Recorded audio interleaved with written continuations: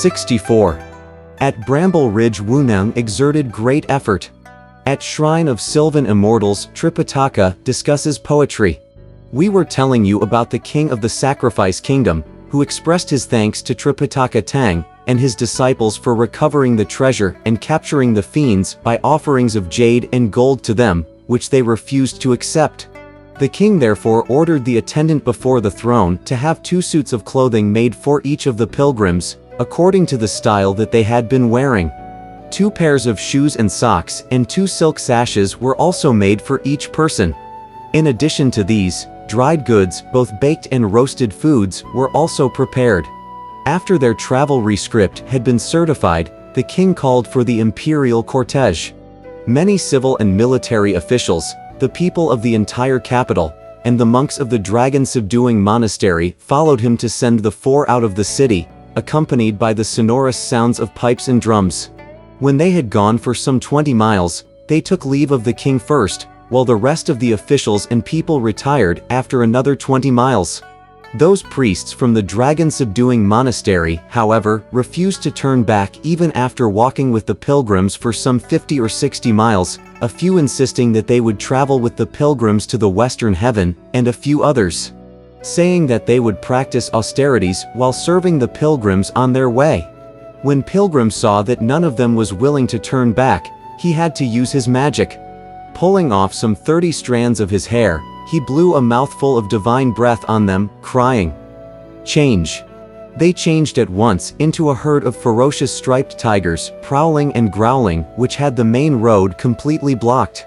Only then did these monks become frightened and dared not proceed, so that the great sage could tell his master to urge his horse forward.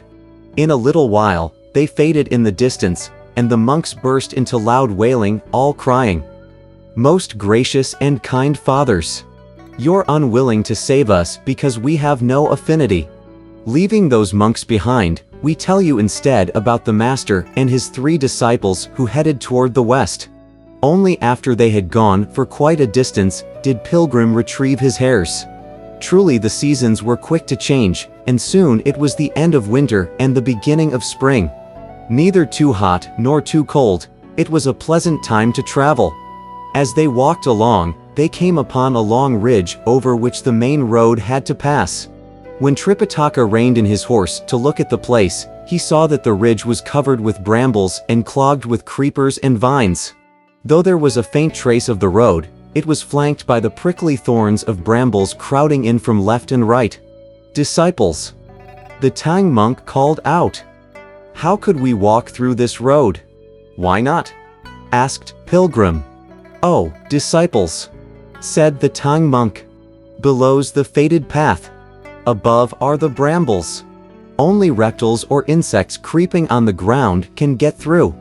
Even for you, it means walking while bending double. How could I possibly stay on horseback?" "Don't worry," said 8 Rules. "Let me show you my ability to rake firewood and spread open the brambles for you. Don't speak of riding a horse. Even if you were to ride a carriage, you would be able to get through, though you may have the strength," said Tripitaka.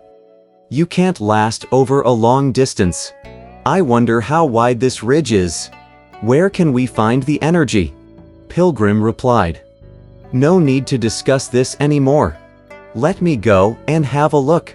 He leapt into the air, and what he saw was an endless stretch. Truly, they cloak the earth and fade into the sky. They gather mist and hold up rain. These soft, disheveled mats flanking the road. These jade green tops shading the mount. Dense and luxuriant the newly sprouted leaves. Rank and prolific they thrive and bloom.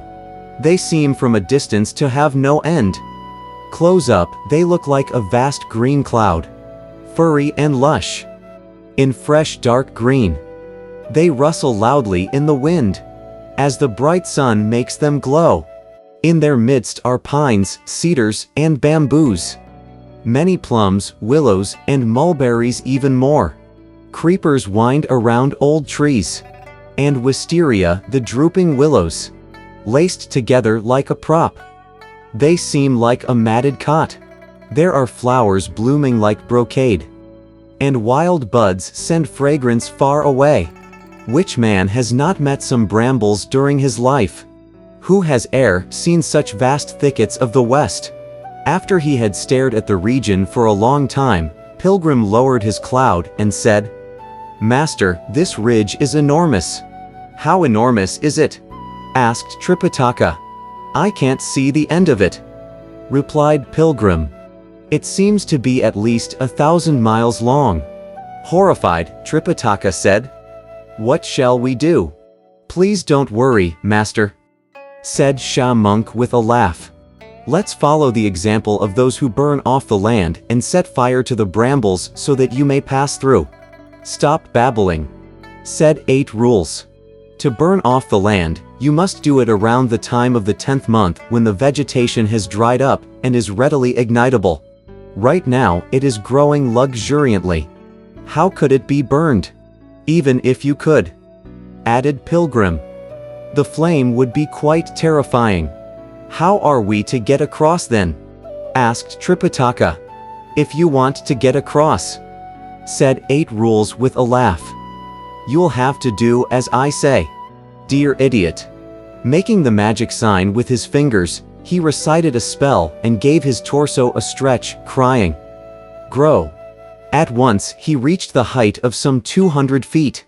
Shaking his muckrake, he cried, "Change."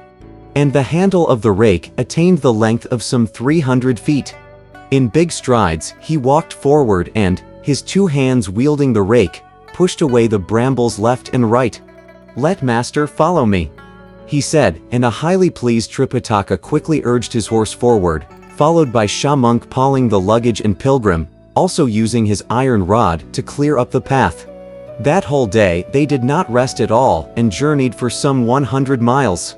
By evening they arrived at a small clearing, where they came upon a stone monument. On top were inscribed in large letters the words, "Bramble Ridge." Down below there were 2 rows of smaller characters, which read, "800 miles of brambles intertwined. A road that few since days of old have trod." When 8 Rules saw the monument, he said, laughing, "Let old Hog add 2 more lines to the inscription." But now 8 Rules is able to clear a path straight to the west, which is level and broad. Delighted, Tripitaka dismounted and said, "Oh, disciple, we've tired you out. Let's spend the night here, and we'll journey again when it's light tomorrow." "Don't stop now, master," said 8 Rules. "While the sky is still fair and we're inspired, we should clear the path right through the night and get on with it." The elder had to comply. 8 Rules went forward and again made a great effort. With the rider not resting his hands and the horse not stopping its trotting, master and disciples journeyed for 1 whole night and another day. Once more it was getting late, but what lay before them was a bosky sight. They also heard the song of wind-whipped bamboos, and the sound of rustling pines as they came upon another stretch of clearing, in the center of which was an old shrine. There, outside the door, were pines and cedars arrested in green, peaches and plums vying to display their beauty. After he dismounted, Tripitaka and his 3 disciples looked around. What they saw was an old shrine atop a cool stream before the cliff. And desolate grounds, mist-wrapped, met one's eye. For clumps of sala trees long years had passed. A mossed terrace stood there as seasons went by. Like swaying jade, the bamboos seemed to speak. And grief was told by a bird's fading cry. Scant traces of man, or of beast and fowl. Just wild blooms and creepers on walls most high. After he had surveyed the region, Pilgrim said, "This place portends more evil than good. We shouldn't stay here long." "Elder brother, aren't you overly suspicious?" asked Sha Monk. "There's not even a trace of humans here, let alone of a weird beast or a fiendish bird. What's there to be afraid of?" He had hardly finished speaking when a gust of cold wind brought out from behind the shrine door an old man. He had on his head a square turban, a simple robe on his body, a cane in his hand, and a pair of straw sandals on his feet. He was followed by a demon attendant who had a red beard and a scarlet body, a green face with jutting tusks, and who had on his head a platter of wheat cakes. Going to his knees, the old man said, "Great sage, this humble deity is the local spirit of the Bramble Ridge. Having learned of your arrival, I have little to offer you except this platter of specially prepared steamed cakes. I present this to all of you venerable masters and ask you to have a meal. Throughout this region of 800 miles, there is no human household. So, please take some cakes for the relief of your hunger." Delighted, 8 Rules walked forward with outstretched hands and was about to take one of the cakes. Pilgrim, however, who had had the old man under scrutiny for some time, shouted immediately, "Stop! This isn't a good fellow. Don't you dare be impudent. What sort of a local spirit are you that you dare come to deceive old monkey?